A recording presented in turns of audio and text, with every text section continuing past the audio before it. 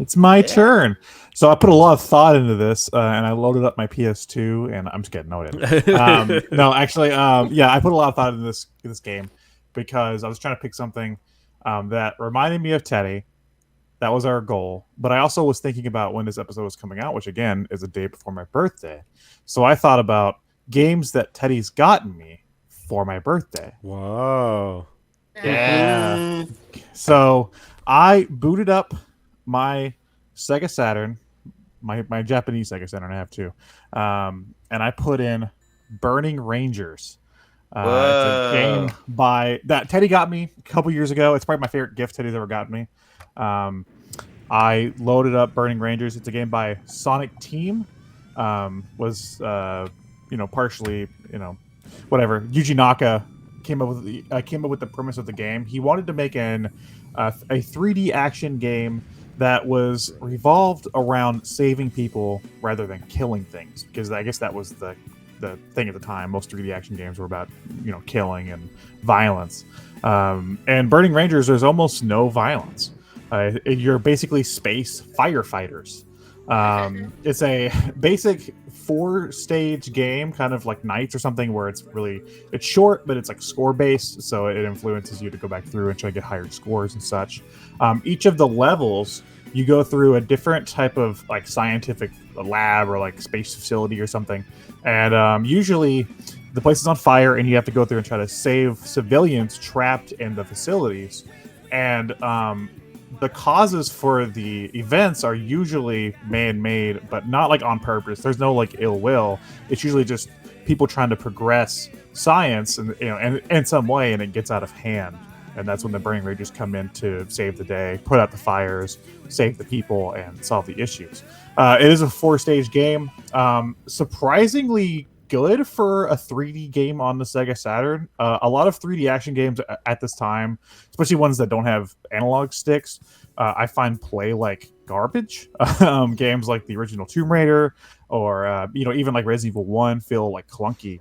I didn't really find that with Burning Rangers. There was a bit of an adjustment with the camera where you have to use the shoulder buttons to kind of move the camera from side to side. But once you get that done, it's really not that hard to adjust to playing the game. Each stage you go in, there are different fires you have to put out.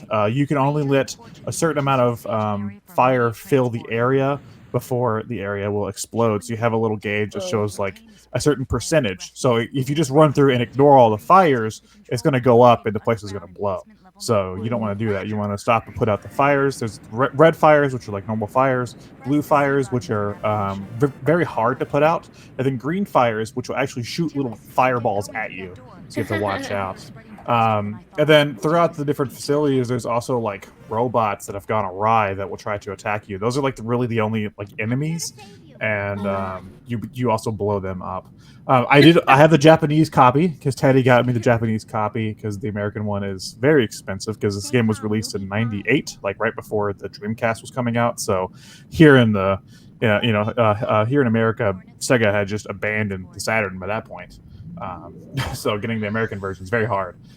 So I will read the story off of the Wikipedia article because I didn't get to really experience the story for myself playing in Japanese. It's all in Japanese. Burning Rangers takes place on a futuristic Earth where the only threat to human life is from fires. Whoa. A team of firefighters called Burning Rangers are dispatched to emergency incidents to fight fire and rescue people in danger. The player is given choice between two playable characters. There's a boy named Xiao and a girl named Tillis. I played as Tillis. She's a little anime girl.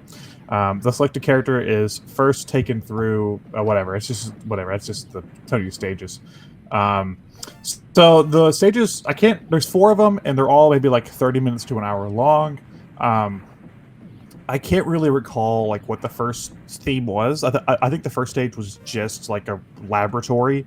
The second stage is like an aquarium type setting where you actually do some swimming, and the swimming controls are pretty decent for the most part. And you actually get to team up with a dolphin on that stage and ride a little dolphin. That was fun.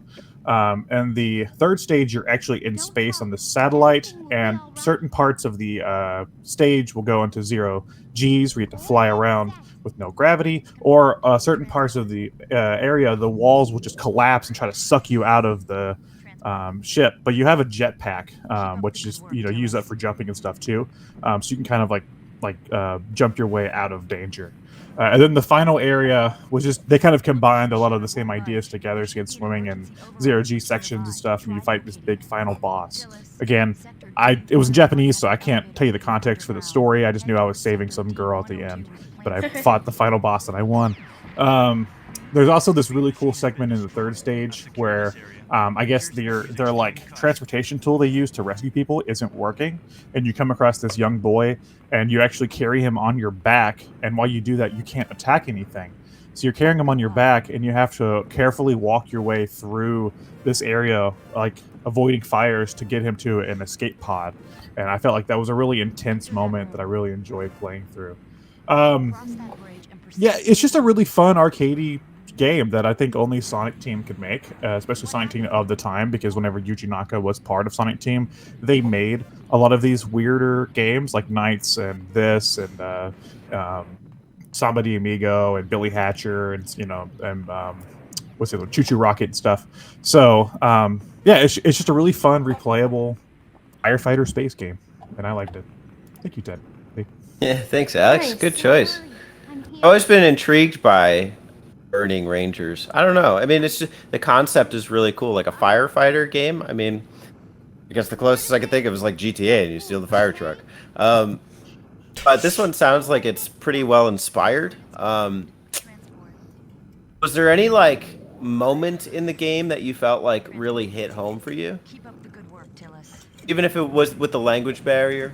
Yeah. Like I said, like the moment where you get help from the dolphin was really cool, because you like at first when you're in the aquarium area, you find the dolphin in a tank and you can't really get to him, so you kind of ignore it and go around and stuff. And then finally you find your way into the tank, and the dolphin guides you through this maze like underwater, and then you actually get to ride the dolphin for a little bit. And then after each stage there's like anime cutscenes, and even though I didn't know what the hell they were saying, there was a cool cutscene afterwards where you and the dolphin are like in the ocean, and the dolphin's set free and stuff.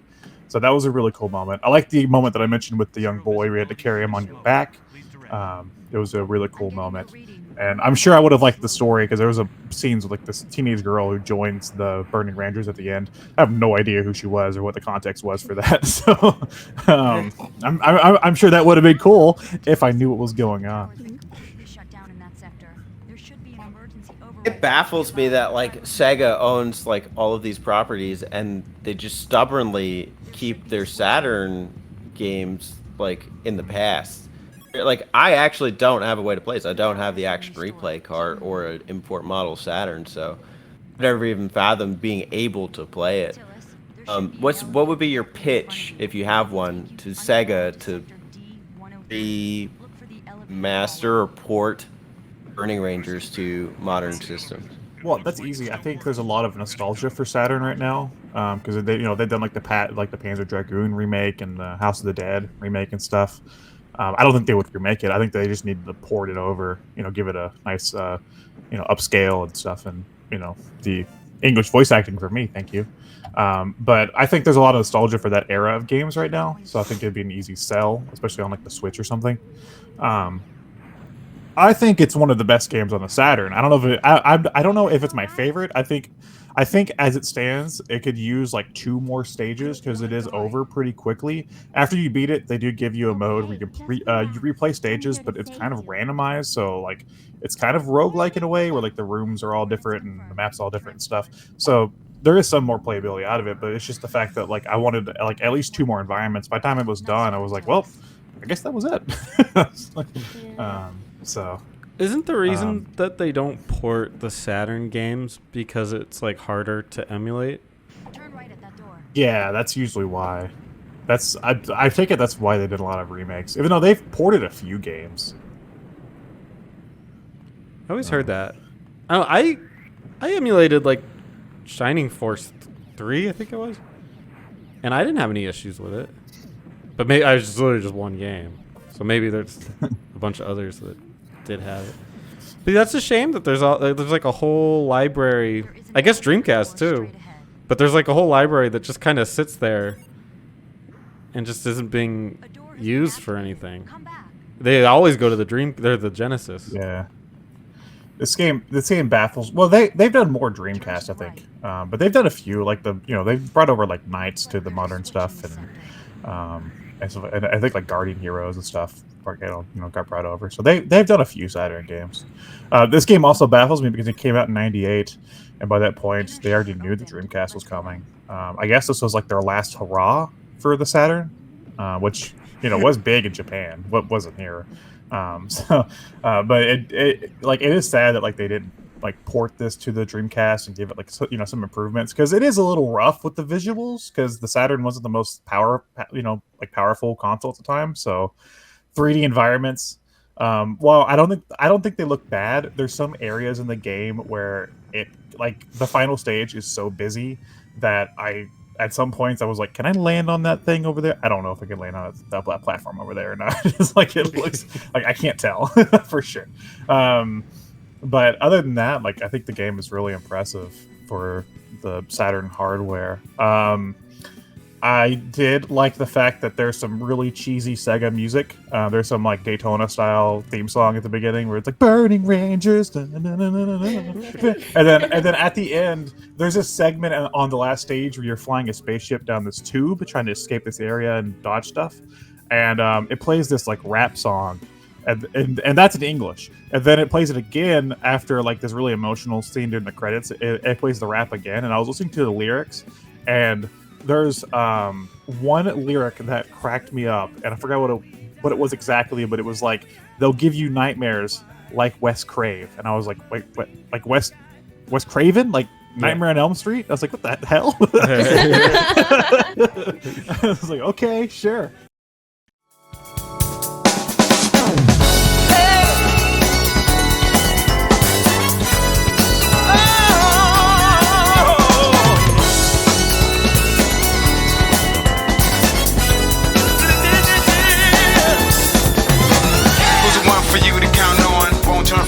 From now on, accept the Bruning Rangers that's strong. Check for yourself, see if the facts wrong. They're ready for trouble on this platform, so they're violating, get your back torn. Out of darkness, rise to justice. God to save lives, decide to strike this. Roughness, but into the typhus, blows the combos, started to my fist. Just seem that prepared to set to what? The handle is to proceed to step to the next phase and to the next stage. Giving nightmares like Wes Crave. So violators, you best make way for real troopers. I don't future to say. Yeah. That's pretty bad. It was a sick rap song. That was awesome. It was like very cheesy 90s, like Japanese, like what they thought like cool rap music was. I just meant the nightmare. I wouldn't want that. I did play it on my, like I said, I did play it on my white Japanese Saturn. Teddy also got me the what's it called, the action replay for my American Saturn, but my American Saturn doesn't save right now, so I wanted to be able to save my progress, so I switched over to my Japanese Saturn to play this. It doesn't save. Oh, does Saturn have built-in memory? There's a battery. I had to replace the battery. Oh, okay. Yeah, so right now, if I save stuff on my American Saturn, I save it to the card. And so I didn't want to use up more room that I had to on the action replay card. So I switched over to my Japanese Saturn because I could just save internally on that one. Gotcha. Yeah. That was my game. It was awesome.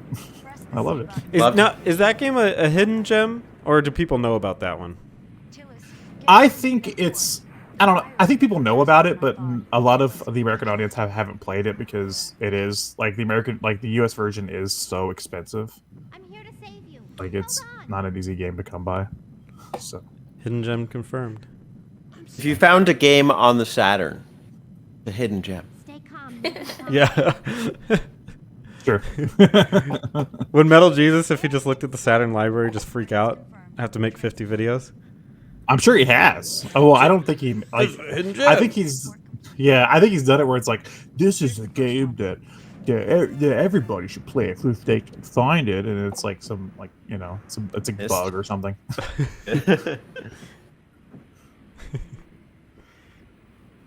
Go Saturn! Yeah, Bruning Rangers, go, go, go.